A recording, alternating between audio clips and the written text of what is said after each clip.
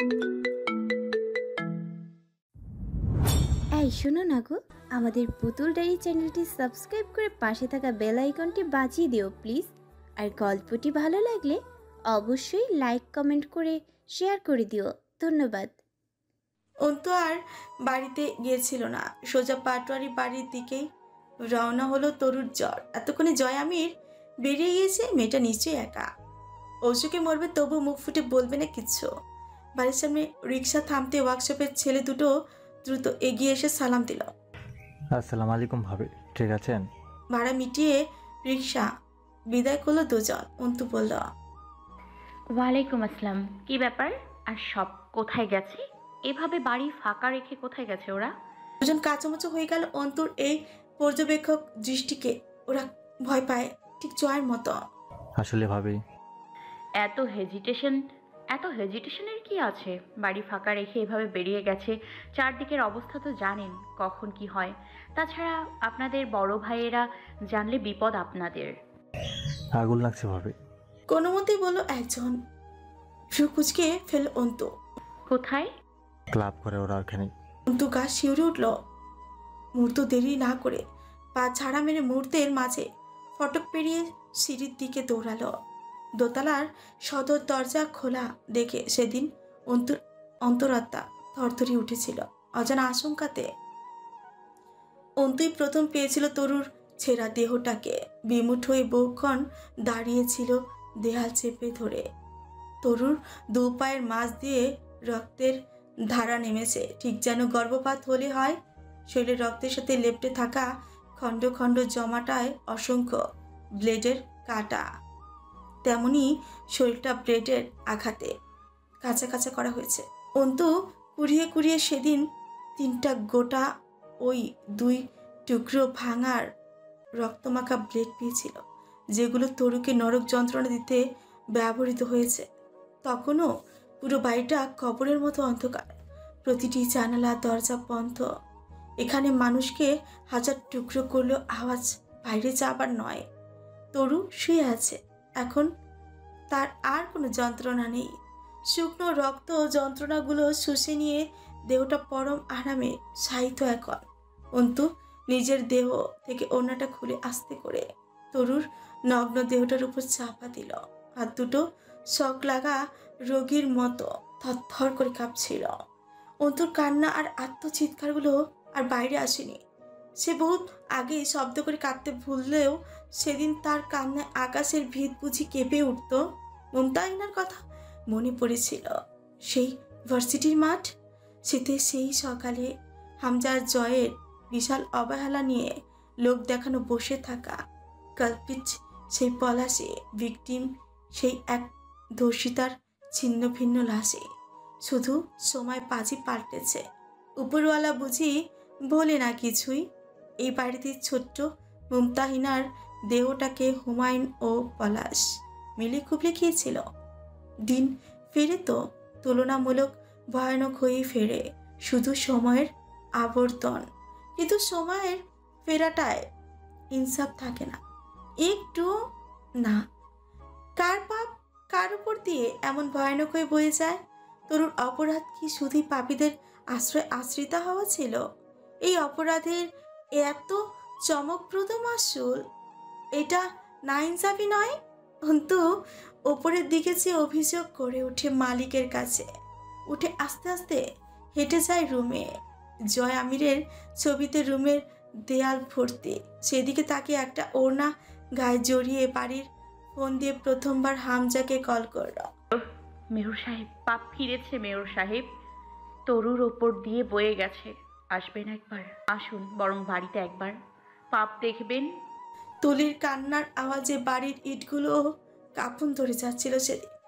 এই ছোট্ট তরুকে সে ছোটবেলায় চুল ধরে কত মেরেছে, কত না কথা শুনতে চাইলে আবার ওই পুচকে মেয়েটাকে ছাড়া একা শুতেও পারতো না ঘরে। আজ থেকে কি করে একা থাকবে ওই ঘরে?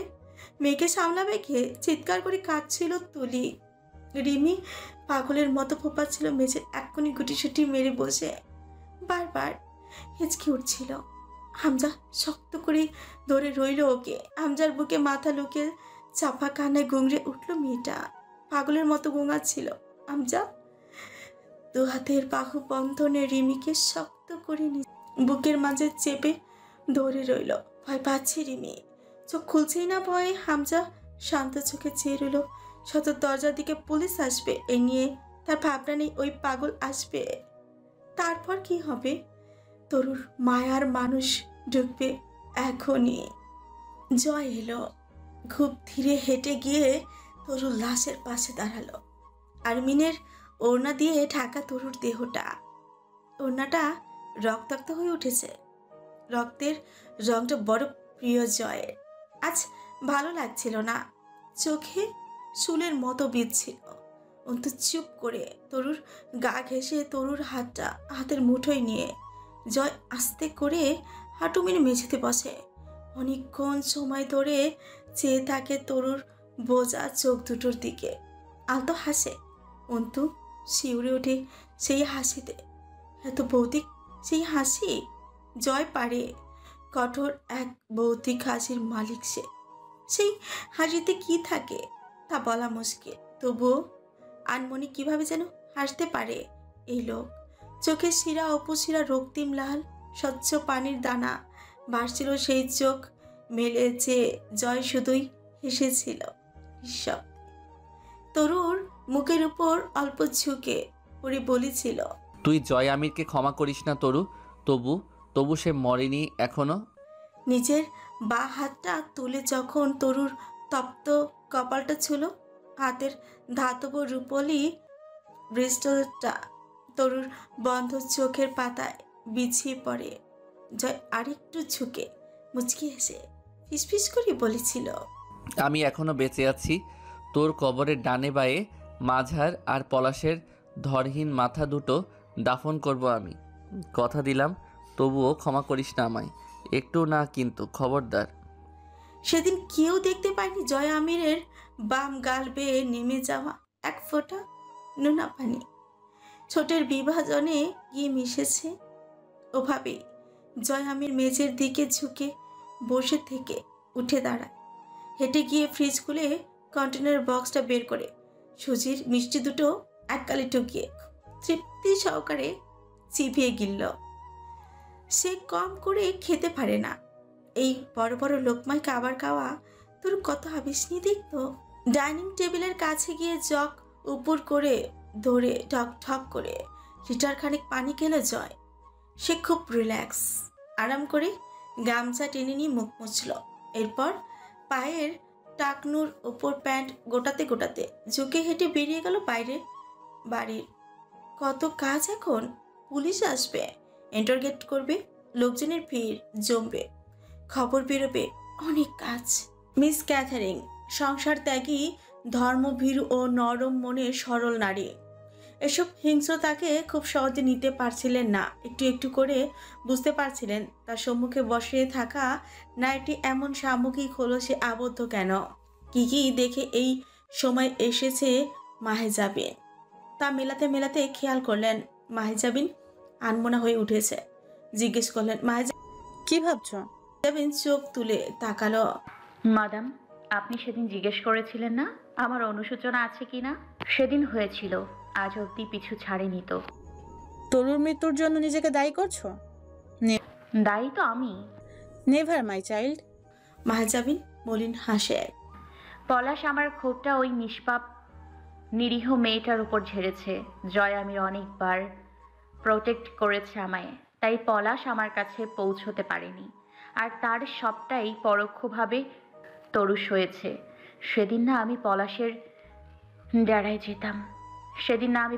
ডেরায় যেতাম আর না শেষ অবধি জয় আমিরের সাহায্য দরকার হতো, আর না তার জের ধরে এতগুলো দিন পর ওই নাজুক মেয়েটা। It's your misconception girl. তুমি তরুর জন্য অতিরিক্ত ট্রমাটাইজ হয়েছ, যে কারণে নিজেকে অপরাধী ভেবে খানিকটা বোঝা কমাতে চাইছো। আমি শুধু ভাবছি জয় আমির কি করেছিল এর প্রেক্ষিতে। মাহেজাবিন ক্ষীণ হাসল। তার কাছে আশা করছেন কিছু? আপনি কি অধর্ম করতে চান মাদাম? মাদাম মুচকি হেসে ফেললেন। আশা তো তুমিও করেছো, ওর উপর আশা না করা যায় নাকি? মাহেজাবিন ফ্রি কুচকাল। আপনি কি বশীভূত হয়ে পড়েছেন সেই খল লোকটির দ্বারা মাদাম। মিস ক্যাথারিন চুপচাপ চেয়ে থেকে কেবল মুচকি হেসে বললেন, অধর্ম? না না, অধর্ম কেন বলছো? জয় আমিরকে এক শব্দে বর্ণনা করবার সাধ্য আমার নেই, তথাপি something is distinct feature in him, না? Can you ignore that? He is not just a sinner but also something more. You can not avoid his offence also madam. Nonetheless. What? Miss Catherine তাকে রইলেন মৃদু হাস্য চেহারা, ওনার সরল শুদ্ধ চাহনি। তরুর লাশ নিয়ে যাবার পর অন্তু সোফাতেই বসেছিল। মাগরিবের আজান শেষ হয়েছে তখন। তরুর মা চিৎকার করে খাচ্ছিলেন, অন্তু চুপচাপ বসে রইল। তার চোখে পানি নেই, কিন্তু মস্তিষ্কের পীড়ায় নিঃশ্বাসও গ্রহণ অসহ্য হয়ে উঠেছিল। চোখের স্মৃতি অন্তুকে কঠিন ভোগান্তিতে ফেলেছিল। পোস্টমর্টম করতে দেয়নি জয়। যে পুলিশ বোঝাতে এসেছে তাদের বাপ মা একাকার করে বকি দিয়েছে। শেষে থানার ওসি এলেন, বললেন, দেখো, আয়নকে তাদের কাজ করতে দাও। জয় শান্ত স্বরে বলল, আপনার আইন রে বহু আগে থাপায় রাখছি স্যার। আমার কাছে আইনের কথা না বললেই না। আমরা যদি বিচার না চাই, আমাদের কোনো অভিযোগ নাই। ফাইল হইছে আর 1000টা ফাইলের মতো ওইটাও জমা রাখেন গা। থানার আলমারিগুলো কিসের জন্য? এরপরের কথা কাটাকাটির কাজটা হামজাই করেছে, নয়তো একটা তাণ্ডব শুরু হয়ে যেত। জয়ের ভাষায় দোষ আছে। সে পোস্টমর্টম তো দূর, কোনো তদন্ত করতে চায় না, রিপোর্ট অবধি লেখাতে রাজি নয়। পুলিশ তো আর তা শুনবে না। আর কিছু না করুক, আনুষ্ঠানিকতা দেখাতে বাংলাদেশের আইন শৃঙ্খলা রক্ষা বাহিনীর জুরি মেলাফার। কবরে তরুর দেহ নামিয়ে যখন এক মুঠো মাটি তুলে জয় তরুর ক্ষতবিক্ষত মুখটার উপর ফেলল, তা ঝরঝর করে পড়ল তরুর বিচ্ছিন্ন দেহটার উপর। জয়ের মনে হলো এটা মাটি নয়, তরুর মায়ার মাঝে এক অন্তরায়, যা লাল ফুল মাটি হয়ে ঝরছে। এই অন্তরালের পিছে তরু লুকিয়ে পড়েছে চির আরামে, স্বার্থপরের মতো। জয়ের রাগ হলো, সবাই স্বার্থপর। উফ, কেন জয় কেন স্বার্থপর ছাড়া কাউকে পায়নি এই জন্মে? তার মায়ার মানুষ কেউ নেই কেন? কেন জয়কে কখনো মায়া ভরে মাথায় হাত বুলিয়ে দিয়ে বলেনি, খা বাপ, এই খাবারটা তোর পছন্দ, তোর জন্য বানিয়েছি। তরু বলতো সে আজ চলে যাচ্ছে, কেউ বলেনি। ও জয়, এত আঘাত কোথেকে পেয়েছিস? আর বাইরে যাবি না, খবরদার। এবার থেকে মারপিট করতে গেলে ঠ্যাং নুলা করে ঘরে বসিয়ে রাখবো। অনেক রাতে বাড়ি ফিরলো, কারো ভয় ছিল না যে কেউ হয়তো গম্ভীর স্বরে বলবে, জয়, কোথায় ছিলি এতক্ষণ? জয়ের মা, তোমার ছেলের চালচলন না বদলালে বলে দিলাম, আমার বাড়িতে ওই জানোয়ারের জায়গা হবে না। তরু বলতো, আস্তে আস্তে বলতো, এসব না করলেই না, কাল থেকে কোথাও বের হবেন না। এই আঘাত না শুকানো অবধি কোথাও গেলে। যা জিজ্ঞেস করতো, গেলে কি? তুই পুচকে আমার কি করবি রে? তোর অভিমান আর ভয়ে চুপসে যেত। তবুও চোখে কাতরতা, ওই চোখেই বলতে চায়, প্লিজ যাবেন না, আমার কষ্ট হয়। আপনি জানেন না, এসব ঘা দেখে গিয়ে সারা রাত ফুপিয়ে কাঁদি আমি। আমার সহ্য হয় না আপনার ব্যথা। মারপিট করবেন না, আর এত শত্রু পয়দা করবেন না। ঠিকমতো নিজের খেয়াল রাখবেন। জয়ের গোসলের গামছাটা, খাবারের প্লেটটা, নোংরা শার্টটা ধুয়ে দেয়া, জয়ের জ্বরে পোড়া কপালটা টিপে দেওয়া, তাতে সযত্নে জলপট্টি দেবার মায়ার নারীটিকে শেষবার দেখলো জয়। আরামে শুয়ে আছে মেয়েটা, কষ্ট নেই ওর। আর জয়ের বিরহ সইতে হবে না তরুকে। সারাদিন অক্লান্ত কাজ করতে হবে না। জয়ের ফরমাইশ খাটার দিন বুঝি ফুরালো তরুর। জয় আর ধমকে ডেকে বলবে না, এই প্যান্টটা ধুয়ে দিসনি কেন? এখন কার বালডা পরে বাইরে যাব আমি? সবকিছু অবসান ঘটিয়ে কত আরামে শুয়ে পড়েছে দেখো। জয়ের কপালের শিরাগুলো ফুলে উঠল ক্ষোভে, চিৎকার করে বলতে ইচ্ছে করলো, স্বার্থপর বান্দির বাচ্চা, চলে যাচ্ছিস? এই টাকা। ভয় ভয় চোখে তাকা একবার। আমার দেখ, চোখ লাল হয়ে আসছে, গলায় কিছু দলা হয়ে আছে। সত্যি বলছি, মাল খেয়ে রাস্তায় পড়ে থাকবো, আর বাড়ি ফিরবো না কিন্তু। শেষবার বলছি, তাকাবি কিনা বল? আস্তে করে বল। মন খারাপ আপনার? বল বল বল। আমার সহ্য ক্ষমতাকে চ্যালেঞ্জ করিস না তরু। আমি কাঁচা, হেরে যাব এই চ্যালেঞ্জে। তরু আমার কেউ নেই, আমার ধমক শোনার কেউ নেই। বাড়িতে মাছ রান্না হলে আমায় আলাদা করে ডাবল ডিমের অমলেট বানিয়ে এনে পাতে দেবার কেউ নেই তুই ছাড়া। আমি মাছ খেতে পারি না, ডিমের অমলেট কে বানাবে আমার? কবরস্থান থেকে ফেরার পথে জয়ের মনে একটা খটকা লাগলো। সে আজ তরুর মুখে মাটি ফেলতে গিয়ে যে আহাজারিটা করে এলো, এটা যেন আগেও কোথাও ঠিক একইভাবে হয়েছে। কেউ একজন একইভাবে করেছে। চোখের সামনে একটা মুখ ভেসে উঠল, কান্নারত এক নারীর মুখ, হাসপাতালের মেঝেতে বসা, চোখ দুটো ঝাপসা থাকায় টের পাচ্ছিল না প্রথমে, পরে স্পষ্ট হলো আরমিন কাঁদছে। আমজাদ সাহেব শুয়ে আছেন। জয় দূরে দাঁড়ানো ছিল, সেদিন দেখেছিল আরমিনকে কাঁদতে।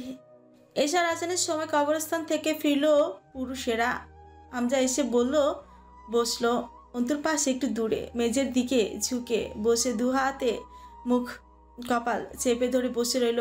তরুর মা বুক চাপড়ে কাঁদছিল তখন। অন্তু ঠিক হামজার মতোই হাঁটুর উপর ঝুঁকে বসল। দুজন তখন পাশাপাশি বসা, একই ভঙ্গিতে। হামজা চিন্তিত, অন্তু চাপা ক্ষোভ ও ঘৃণায় ভারাক্রান্ত। অন্তু খুব স্থির শান্ত স্বরে বলতে শুরু করল, পাপের আগুন সর্বপ্রথম তার জন্মদাতাকে ভস্য করে। মেয়র সাহেব, আপনাদের পাপ আপনাদেরকে জ্বালিয়ে কাঠ কয়লার ছায়ে পরিণত করবে। মুমতাহিনাও ঠিক এভাবেই তরুর মতো ছটফট করেছিল। আপনারা এগিয়ে যাননি পলাশের হাত থেকে ওকে বাঁচাতে। প্রতিশোধ, কোনো কারণে ওর ভাইয়ের ওপর প্রতিশোধে এত নিচে নামা যায় যদি যে ছোট্ট মেয়ে রেহাই না পায়। তরুই বা কেন পাবে?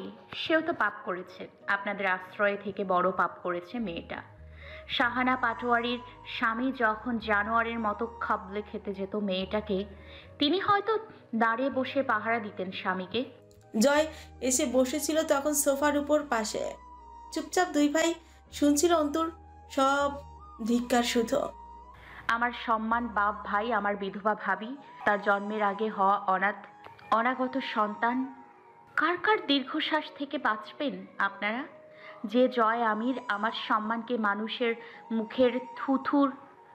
মুখে থুথু ফেলার সামগ্রীতে পরিণত করেছিল, আজ আপনার বাড়ির দুটো মেয়ে সত্যি সত্যি ভ্রষ্টা।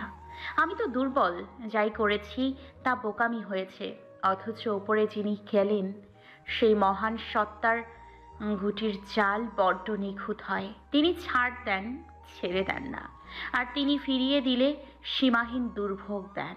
কত মায়ের বুক খালি করা ধন আপনার কুটুরিতে খিদের জ্বালায়, পানির পিপাসায় প্রাণের আকুতি নিয়ে ছটফট করে। তাদের যন্ত্রণা আর কাতরতার ভার বইতে পারবেন তো? সবে শুরু, এখনো সময় আছে। ফিরে আসুন। আপনার তো পরিবার নেই, তবুও যে মানুষগুলোকে নিয়ে একটা পরিবারের মতো গড়িয়েছিলেন, তারা একে একে সব বিদায় হচ্ছে নৃশংসভাবে। তারা কোথায় এখন? নরকের আগুনে বসে আপনাদের অপেক্ষা করছে না? তৈরি হন সেই মহাক্ষণের জন্য। তবে আফসোস কি জানেন? আপনাদের পাপের দাম এক জনম দুঃখী নিষ্পাপ মেয়ে পরিশোধ করে গেল খানিকটা। রবের বিচার কেন যে এমন হয় বুঝি না তার খেলার জাল। অন্তু কাঁদেনি, বুকের আগুনে কাঁপছিল শরীরটা, সাথে সাথে কম্পিত ঝংকার তোলা গলার আওয়াজ। হামজা জয় কেউ কোনো প্রতিবাদ করেনি, চুপচাপ বসে শুনছিল দুই ভাই। তরুর লাশ দাফন হয়েছিল বাদ মাগরিব। সকল আনুষ্ঠানিকতা, ইনভেস্টিগেটর, লোকাল পুলিশ, মানুষের ভিড় ইত্যাদি সামলে পাটোয়ারি বাড়ি খালি হলো টানা 8 থেকে 10 ঘন্টা বাদে রাত 10টার দিকে। জয় রুমে এলো 11:30টার দিকে। অন্তু তখন বিছানার সাথে হেলান দিয়ে মেঝেতে বসা, দৃষ্টি ছাদের দিকে। জয় ওয়ার্ড্রোব, আলমারি, খাটের নিচ, বাথরুমের ফেক ছাদ, তামাম ঘরে কিছুই খুঁজে হন্য হলো যেন। জয়কে দেখতে তখন মন্ত্রপুত পুতুলের মতো লাগছিল, যেন কেউ মন্ত্র দিয়ে বশ করেছে অথবা চাবি ঘুরিয়ে ছেড়ে দিয়েছে। জয় সেই ঘরেই পাগলের মতো কিছু খুঁজছে। টুকটাক আওয়াজ বাড়ছিল। জয় উদ্ভ্রান্তের মতো কিছু খুঁজেই চলেছে। অন্তু বলল, কি খুঁজছেন? ঘর উলট পালট না করে বলুন আমায়, কি হয়েছে? জয় একবার ফিরে তাকে আবার খোঁজার মনোযোগ দিয়ে বলল, ঘরওয়ালি, আমার চাপ্পড় পাচ্ছি না, কোথাও সরাইছো নাকি? কই রাখছি মনে পড়তেছে না। খুব ক্লান্ত আর কঠিন তার কণ্ঠস্বর। অন্তু অবশ পায়ে উঠে দাঁড়ায়। জয় তখন ড্রয়ার খুলে দুটো ছোট বড় ড্যাগার বের করলো। শার্টের প্রান্ত উঁচিয়ে দাঁত দিয়ে চেপে ধরল কোমরের লুঙ্গি গিট শক্ত করলো। ড্যাগার দুটো চকচকে মাথা সাদা লুঙ্গির থানে ঘষে মুছে তাহা গুজলো কোমরে। একটা ছোট্ট স্ক্রুড্রাইভার, এক প্যাকেট ব্লেড, দুটো দিয়াশলাই ইত্যাদি শরীর বিভিন্ন জায়গায় রাখলো। অন্তু এগিয়ে গিয়ে আলমারির নিচের চেম্বার খুলে একটা কাপড়ের পুটলি বের করে, এটা অন্তু সেই ওড়নাটা সে পেয়েছিল কয়েকদিন আগে। এর ভেতরে জয়ের নিজের একমাত্র বিশ্বস্ত সাথীটাকে যত্নে জড়িয়ে রেখে দিয়েছিল নিজের ব্যবহৃত সেমি অটোমেটিক 9mm এর ক্যালিভারের পিস্তলটা।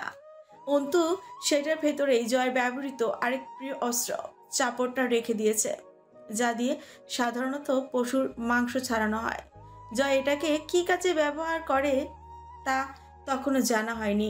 সেটা বের করে অন্তু নিজের ওড়না দিয়ে অস্ত্রটার ধারালো প্রান্তটা সযত্নে মুছতে মুছতে এনে জয়ের হাতে তুলে দিল। এই নিন। জয়ের মুখের অভিব্যক্তি দুর্বোধ, সেখানে কাঠিন্য আছে, সাথে আছে এক প্রকার ঘোর পাগলাটে নেশা। অন্তুর দিকে তাকিয়ে রইল কেমন করে যেন। অন্তু সেদিন অস্ত্রটা জয়ের হাতে যত্ন করে তুলে দিয়ে বলেছিল, যান, পাগলা জানোয়ার বধ করতে যাচ্ছেন জয় আমির, জয়ী হয়ে ফিরুন, আমি অপেক্ষায় থাকবো আপনার বিজয়ের। জয় চাপড়টা দুই ঠ্যাঙের মাঝে চেপে ধরে লাল গামছাটা তুলে গলায় পেঁচালো।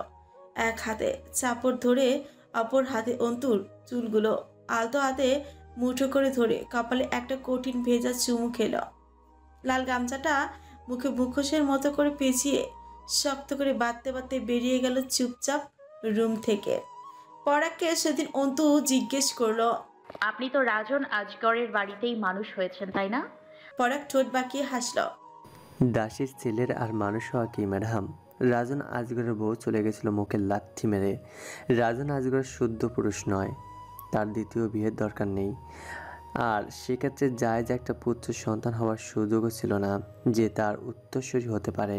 অন্তু বুঝলো, তবুও বলল, আপনি তো ছিলেন উত্তরসূরি, আপনি হতে কেন পারেন না? তার ঔরসেই জন্ম আপনার, সে চরিত্রহীন তাই আপনার মাকে বিয়ে করেনি। আপনি এত অজ্ঞত নন ম্যাডাম। শোনেননি, রাজারা দাসীর সাথে নষ্টামি তো করতো ঠিকই, কিন্তু সেই সব সন্তানেরা দাস হয়েই রয়ে যেত। সিংহাসনের বাঘ কিন্তু বিয়ে করা রানীর সন্তানদেরই। হাজারক পলাশ রাজনেরই ভাইয়ের ছেলে, ওরই রক্ত। আর আমি দাসীর গর্ভের জারস সন্তান, আমি দাস হয়ে রয়ে গেলাম পলাশের। আব্বুর স্কুলে পড়তেন আপনি, পড়ালেখা কে করালো? এই কারবার সামলাতে অথবা সহকারী হিসেবে থাকতে পড়ালেখা মেলা দরকার ম্যাডাম। আমাকে পড়ালেখা করানো হলো। আমার মা রূপকথা আর পলাশকে মানুষ করলো নিজের সন্তানের মতো, কিন্তু সেসবের ভিড়ে আমার জন্যই তার সময় থাকতো না। আমি তার আশেপাশে গেসার সুযোগই পেতাম না। পলাশের গেলামকে পালা হচ্ছিল ওই বাড়িতে। পলাশ যখন কারবারে হাত দেবে, বড় হয়ে আমি তার দাসবৃত্ত কাটবো, এই তো। অন্তু চুপচাপ শুনছিল। পরাগ মলিন হাসল। অথচ জানেন ম্যাডাম, আমি রূপকথাকে বোনের মতোই ভালোবাসতাম ছোট থেকেই। কিন্তু রাজকন্যা আর দাসীর ছেলে কি কখনো ভাই বোন হতে পারে? যত বড় হতে থাকলাম পদে পদে টের পেলাম আমার মা একটা দাসীর সাথে পতিতাও, আর আমি দাস। কলেজ পাশ করার পর ভার্সিটিতে ভর্তি হবার আগে সুন্দর একটা ঘটনা ঘটল। পলাশ জীবনে খুন আর দর্শন কত করেছে সে হিসাব আমার কাছে নেই, তবে সেইবার সে এক প্রভাবশালী বউকে তুলে এনে সিরিয়াস ছুটে খেয়েছিল। ওই কেসটা আর লুকাতে পারা যাচ্ছিল না। তখন কি করলো জানেন? অন্তু বলে উঠে, তার দায় আপনাকে দিয়ে জেলে পাঠিয়ে দেয়া হলো। পরাগ জোরে জোরে হাততালি মেরে পাগলের মতো হেসে উঠল। উফ ম্যাডাম, আপনি যা ব্রিলিয়েন্ট না, I like you so much. Antu মুচকি হেসেছিল। সিটিতে আর ভর্তি হওয়া হলো না আপনার? আইনের খাতায় লাল দাগ পড়ে গেল আমার নামের। তারপর আর কি করে? অথচ আমার ইন্টারের রেজাল্ট কিন্তু ম্যাডাম সেই ভালো ছিল। ভালো পাবলিক ভার্সিটিতে চান্স হতে পারত। কত বছর জেলে ছিলেন? 2.5 বছরের মতন। তারপর জামিন করা হলো। ততদিন আমার কেরিয়ার শেষ। উফ শালা, গোলামের আবার কেরিয়ার, দ্যাট। অন্তু কিছুক্ষণ চেয়ে দেখলো পরাগের মিথ্যা হাসির আড়ালে থাকা মলিন মুখখানা পরে বলল, আপনাকে যখন একজন মৃত মানুষের জায়গা নিতে বলা হলো, আপনি রাজি হয়ে গেলেন অভিনয় করতে। শব্দ করে হেসে উঠল পরাগ। অন্তু মাথা যেখানে পলাশের খুন আর দর্শনের দায়ে চুপচাপ জেল কাটতে পেরেছি, পড়ালেখা বরবাদ করতে পেরেছি, দেদার্সের হুকুমে মানুষ খুন করতে পেরেছি, এ আর কি। তাছাড়া আমি আর মা ওদের পারিবারিক দাস, কত কিছু করেছি ওদের জন্য। এই সামান্য অভিনয়টুকু কি এমন? নেড়ে সাই দিয়ে বলল, তবে যাই বলুন, আপনার কথাবার্তা এবং চালচলনে কিন্তু আপনাকে মোটেও মাত্র ইন্টার পাস লাগে না। বেশ উন্নত একটা ব্যক্তিত্ব আছে আপনার, কাজে লাগাতে পারেন, একজন ভালো মানুষ হতে পারবেন। প্রশংসা করলেন? উফ, জীবন ধন্য এই পরাগের। ক্ষমা করতে পারেন আপনি আমায়? অন্তু যেন শেষ কথাটা এড়িয়েই গেল। তাতে বোঝা গেল তার দৃঢ়তা। ক্ষমা এই শব্দটাকে অন্তু এড়িয়ে চলে। সে নিজের আপন ভাইকেই ক্ষমা করেনি আজ অবধি, পরাগকে কেন করবে? প্রশ্নই উঠে না। তা বুঝে পরাগ হাসলো মাথা নিচু করে। সেদিন সে এগিয়ে যায়নি পলাশের হাত থেকে এক রমণীকে বাঁচাতে। জয় আমির দান মেরে দিয়েছে। তার হাত পা দাসত্বের বেরিতে বাধা না থাকলে কি সে যেত? আর এই চমৎকার বুদ্ধিমতী মেয়েটিকে জিতে নিতে পারত? কে জানে। অন্তু সব এড়িয়ে কেবল বলল, চলে যান এসব ছেড়ে ছুড়ে। খেলা শেষ না করে না। অন্তু শিকুচকাল। খেলা? পরাগ কুটিল হাসল। পলাশের দাসবৃত্ত আর নয় ম্যাডাম, এক একে ঘুরিয়ে চোর চোর করে দেব আজগর প্রপার্টিজের কারবার। এরপর নিরুদ্দেশ হব চিরকালের জন্য। শেষ দেখা হলো আজ, ধরুন আপনার সাথে। তো একটু অবাক হয়েছিল। আপনি কি জয় আমিরকে সহায়তা করেছেন? না করার কি আছে? আমি পলাশের ঘরের শত্রু বিভীষণ। আমি ম্যাডাম অত খারাপ নই। মা চিরকাল দাসীগিরি করে এসেছে, রক্তে তা ছিল আমার, তাই বহু বছর দাস কেটেছি।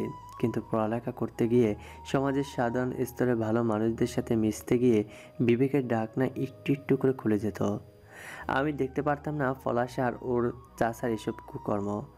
ওর আদেশ মানতে গিয়ে যেসব করতে হতো তা করতেও বিবেকের দংশনে পড়তাম। এ জন্যই তো 2 বছরের জেলটা খাটালো আরও। আর না ম্যাডাম, শেষ পাপটা করলাম এবার, বিশ্বাসঘাতকতা। মাপ না পাই, কিছু মানুষ বেঁচে যাক পলাশের হাত থেকে, এতে যেতটুকু পূর্ণ হবে চলবে। অন্তু বুঝেছিল জয় আমিরও হামজা নয় শুধু, আরও একজন পলাশের পেছনে লেগেছে এবার। কিন্তু জয় আমির শুধু নিজেকেই ধরা দিচ্ছে পলাশের কাছে। লোকটার কি জানের মায়া নেই? পরাগকে পলাশের সামনে সে আনেনি এই ঘটনায়, তা যেন অন্তু নিশ্চিত।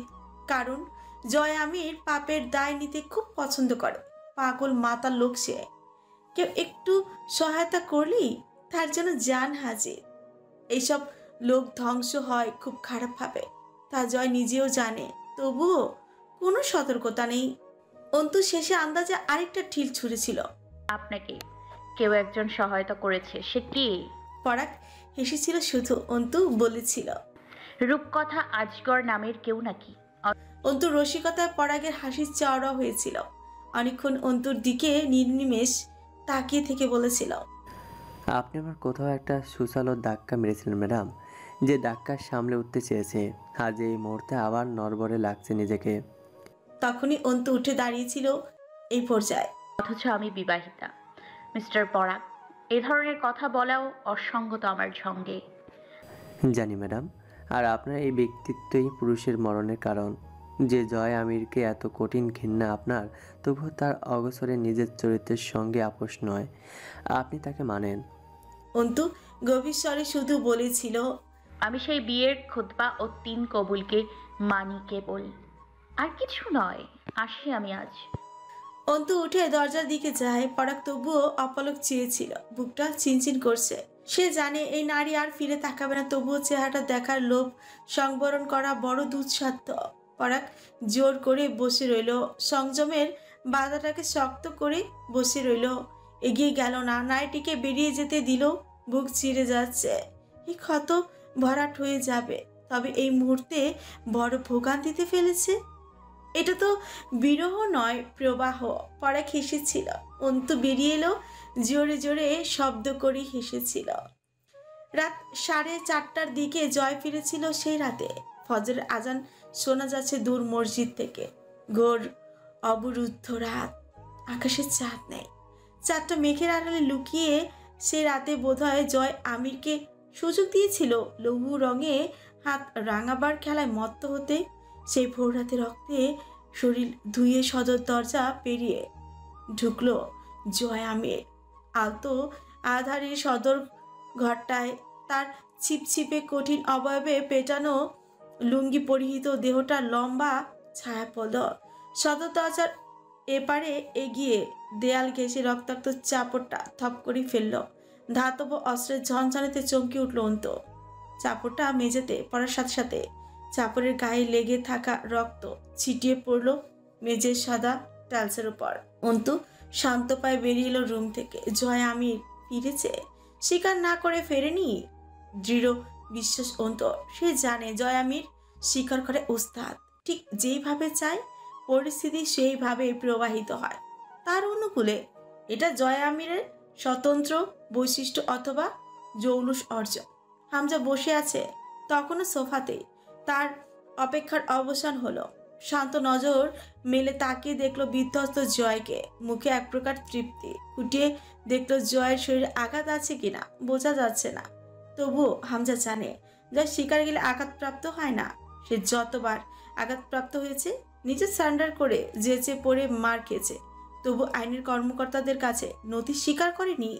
যা মুখে এসেছে বকে গেছে। উত্তর দেবার সময় একবারও চিন্তা করার অভ্যাস নেই পরিণতি কি হবে, সামনে কে কি হতে পারে তার সাথে।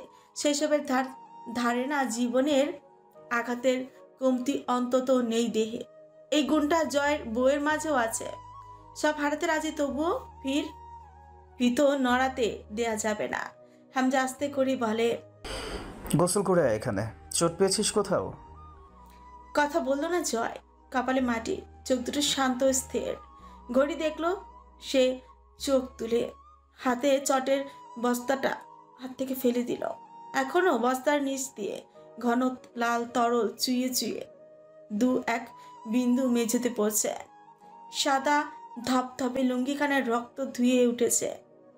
মুখে বাঁধা গামছাটা তখন মুখ থেকে নামালো, গলায় ঝুলছে। মুখ গলা হাতের কোণে অবধি রক্তের ছিটা, তার উপর কাঁচা মাটির আস্তর। লুঙ্গিতে মাটি ভরা, গলার লাল টকটকে গামছাটাতে মাটি, ঘাম, রক্ত। হাতের কবজি অবধি মাটিতে ঢাকা, নোকের ভেতর মাটি। খুবলে মাটি খুঁড়েছে বোধ হয়। রক্তের সাথে মাটি মিশে একাকার পুরো শরীরটা। তারপরে ধারালো দিকটায় শুকনো রক্তের উপর এখনো অল্প স্বল্প আধ জমাট বাঁধা রক্ত। পায়ের চামড়ার স্যান্ডেলটা বস্তাতে বোধ হয়। খালি পায়ের গোড়ালির উপর অবধি মাটি। সেই মাটিতেও তাজা রক্ত মিশে আছে। সেই মাটি পায়ের তালু থেকে ঝরে মেঝেতে ছড়াতে ছড়াতে রুমে ঢুকলো গামছা দিয়ে। আরেকবার ঘাম ও রক্তে একাকার মুখটা মুছে গোসলেই ঢুকলো।